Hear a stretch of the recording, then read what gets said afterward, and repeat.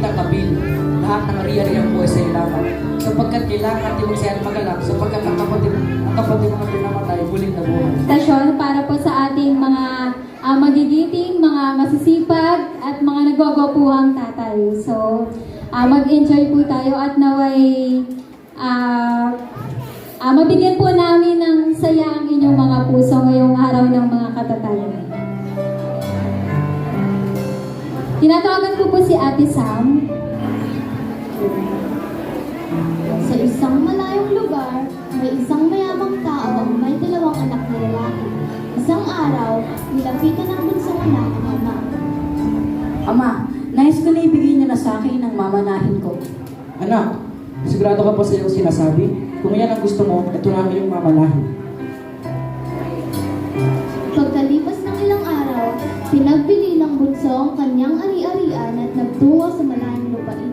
Dala ang buo niyang kayamanan at doon niluslay na lahat sa diwas ng pamumuhay. Uy, sugalan! Tara, dito sali ka na. Sige, sige oh. Sige, ilan ba kaya mo? 30 tanso. Sige, itcha ko na. Sige, Ano ba yung kara? talo.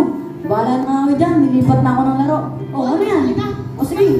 O, 10 pila ko. Sige. Pangit ng bara ako. Talo, bahala na ako dyan. Uy, bili ka na. Sige oh, ito na lahat. Bahala na kung wala na akong pera. Nang maluslay na niya ang kanyang sarap talaga na ito. kayamanan, nagkaroon ng matinding taggutom sa lupain iyon. Wala na akong pera.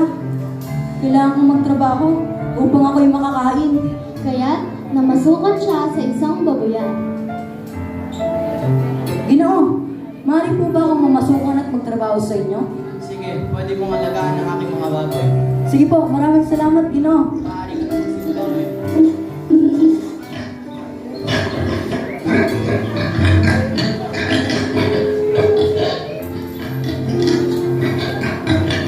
Nagugutom na ako. Sobra na ang gutom ko. Kumakalam ng sigmura ko. Eto kung kainin ko na lang kaya ang mga pagkain ito. Nang mapag-isip-isip niya ang kanyang ginawa, nasabi niya sa sarili, Buti pa ang mga alila ng aking ama ay may sapat na pagkain at lumalabis pa. Samantalang ako'y namamatay ng gutom rito. Babalik na lang ako sa kanya at sasabihin ko na, Ama, nagkasala po ako sa Diyos at sa inyo. Hindi po ako karapat-dapat na tawagan ninyong anak. Ibilang niyo na lamang po ako bilang isa sa inyong mga alila. at tumindig siya at pumaroon sa kanyang ama. Malayo pa'y natanawan na siya ng ama at ito'y labis na nahabag sa kanya. Kaya't patakbo siyang sinalubong, niyakap at hinagkan. Ama, nagkasala po ako sa Diyos at sa inyo. Hindi na po ako karapat-dapat na tawagin ninyong anak. Ngunit, tinawag ng ama ang kanyang mga alila. Mga alila, dalhin nyo dito ang pinakamagandang kasuotan na suot sa kanya. Suotan siya ng panyapak at nagsiksi. Kunin ang pinatabang kuya at patayin. Kailangan natin magsaya at magalak sapagkat ang anak mo nang namatay, muling nabuhay. Nawala, ngunit muling nasupungan. At sila'y nagsaya. Nasa bukid noon ang anak na panganay. Umuwi siya at nang malapit na sa bahay ay narinig niya ang tugtugan at sayaw. Alila, bakit maingay? Anong kaganapan sa atin? Nagbalik ang iyong kapatid. Pinangatay ng iyong ama ang pinasabang kuya dahil ang iyong kapatid ay nagpalit ng buhay at walang sakit. Nagalit ang panganay at ayaw pumasok sa bahay. Kaya't lumabas ang kanyang ama at inamuang siya. Ama, naglingkuran ko ay sinunod ng maraming taon at kailan man di ko ay sinuway. Ngunit ni minsan iwan ako binigyan ng kahit isang bisirong kambing para magkatuwaan kami ng aking mga kaibigan. Ngunit na dumating ang inyong anak ng lubos sa inyong kabahayan, sumusunong babae, pinagpatayo ko siya ng pinatabang kuya. Anak, lagi kitang kabil. Lahat ng ari-ari ang buhay sa iyo lamang. Sapagkat kailangan natin magsaya at magalak sapagkat ang kapatid mga pinamatay, muling nabuhay. Nawala, ngunit muling nasupungan. Ang pagmamahal ng isang ama ay walang katumbas. Handang magpatawad sa anak na nagkasala. Sa magigiting na ama o haligi ng tahanan, saludo po kami sa inyo.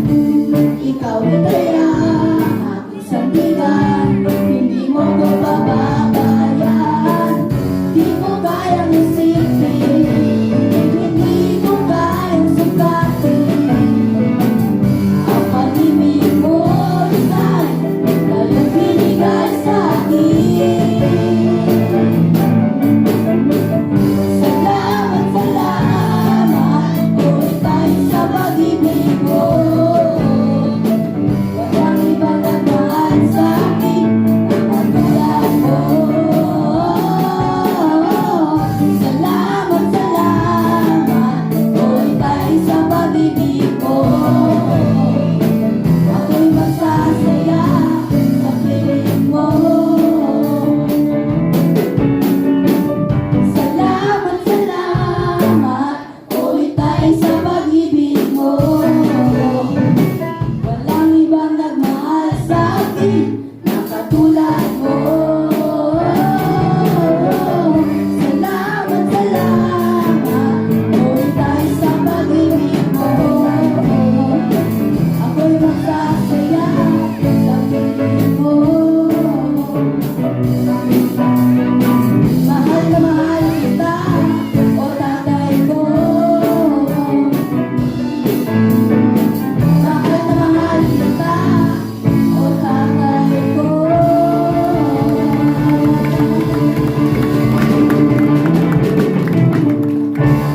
Happy Father's Day sa lahat ng mga tatay. Sa Diyos po ang kapurihan.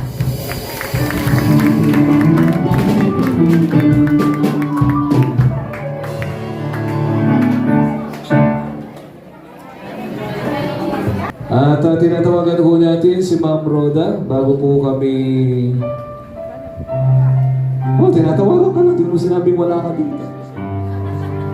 Okay. So, extend din po natin ang ating kamay para po sa may panalangin po yung ating mga tatayan at nililitsyon na po sila dito. Amen.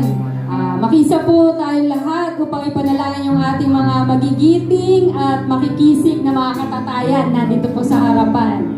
Hallelujah. Dakila naming Diyos na makapangyarihan sa lahat. Kami po'y lubos na nagpapasalamat sa iyo sa buhay ng mga katatayan na narito ngayon. Salamat, Panginoon, na sila'y pinili mo, hinirang mo, Panginoon, sa isang natatanging layunin at sila ay tumugon sa panawagan mo. Sapagkat napakapalad ng isang tahanan na ang ama ng tahanan ay nakakakilala sa iyo at may banal na pagkatakot sa iyo dahil ikaw, Panginoon, ang siyang tutulong sa kanila kung paano pamamahalaan ang kanilang pamilya nang naaayon sa iyong kalooban, may kabanalan at maghahari ang kagalakan ang pagmamahalan sa loob ng sambayan. Panginoon, salamat po sa kanilang buhay at dalangin po namin, Panginoon, na tulungan mo po sila sa kanilang mga gampanin sa bawat araw, Panginoon, higit sa pagnanais sila na mabigyan ng mga pangailangan ng kanilang buong sambayan, na matugunan ang lahat ng pangailangan. Panginoon, unahin ka nila sa kanilang buhay. Magtiwala sila sa iyo ng lubusan sa iyong mga pangako, sapagkat kailanman, Panginoon, ay hindi nagmamaliw ang mga ito. Ikaw ay tapat.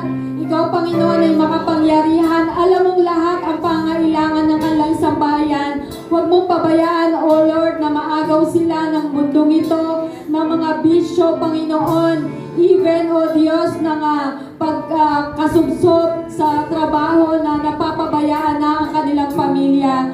Tulungan mo sila, Panginoon, na lagi kanilang maging priority. Sapagkat, Panginoon, kapag ikaw ay kanilang inuna, Panginoon, susunod ang iyong mga pagpapala. Ikaw ang magkakaloob ng kanilang pangangailangan. Makapagtatapos ng pag-aaral ang kanilang mga anak. Mabibigyan nila, Panginoon, ng maayos at disenteng pamumuhay ang kanilang pamilya. Tulungan mo sila, Panginoon, yung lakas na binibigay mo sa kanila ay gamitin nila, Panginoon, upang makapaglingkod sa iyo, upang makaakay ng mga kaluluwa sa iyo, Panginoon. Tulungan mo ang bawat sa kanila na makapag-testimony, makapagbahagi kung paano binago mo ang kanilang buhay upang masigit na marami pang kalalakihan ang mag-alay ng buhay sa iyo at kumilala sa iyo bilang Panginoon at sariling tagapagligtas. Anuman, Panginoon, ang mga pagkukulang ng mga ama na narito, tulungan mo ang kanilang mga anak na magkaroon ng malawak na pangunawa at suportahan ang kanilang mga ama. Gayun din po sa kanilang mga kabiyak ng buhay ay makatuwang din po nila, Panginoon, hindi lamang sa pagtataguyod ng kanilang pamilya, kung hindi, Panginoon, bilang magandang role model, ehemplo sa kanilang mga anak kung paano dapat disiplinahin ng mga anak na naaayon, Panginoon, sa turo at aral ng iyong mga salita. Ano man, Panginoon, mga bagay ang nahihirapan ng mga tatay narito na alisin sa kanilang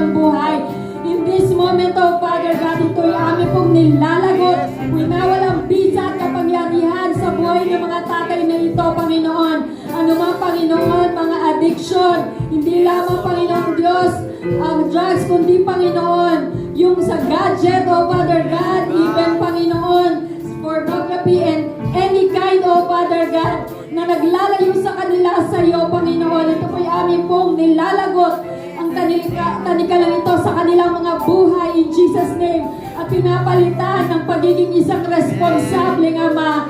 Naroon ang banal na pagkatakot sa iyo. Naroon ang pagmamahal sa kanilang asawa at mga anak.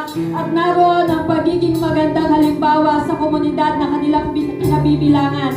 We pray, O Father God, laging maghari sa kanilang puso ang pag-ibig, lalo tigit sa iyong mga salita, Panginoon, na hindi nila pabayaan ang pagkakatipon, ang men's fellowship, O Father God, kung saan sila, O Lord, ay nakakapagpalakasan, na tumitibay ang kanilang pananampalataya na kinakailangan namin sa panahong ito. Salamat po sa buhay ng aming mga tatay narito. We declare, O Father God, blessing upon each of them. Panginoon, ang higit na matibay na relasyon sa kanilang asawa at mga anak, at lalo higit, Panginoon, ang pagsisikap na sila ay mas magamit sa lalo ikalalawak ng Ebanghelyo dito sa lupa. Salamat po, Ama. Pinupuri ka namin. Pagpalain mo ang bawat tatay narito at lahat ng nakaisa sa panalangin ito.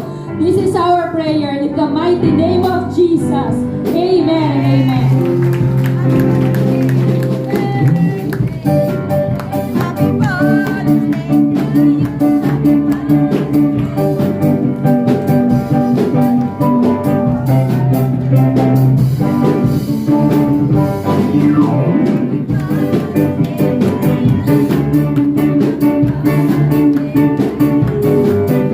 Happy Father's Day, Happy Father's Day, Happy Father's Day to you.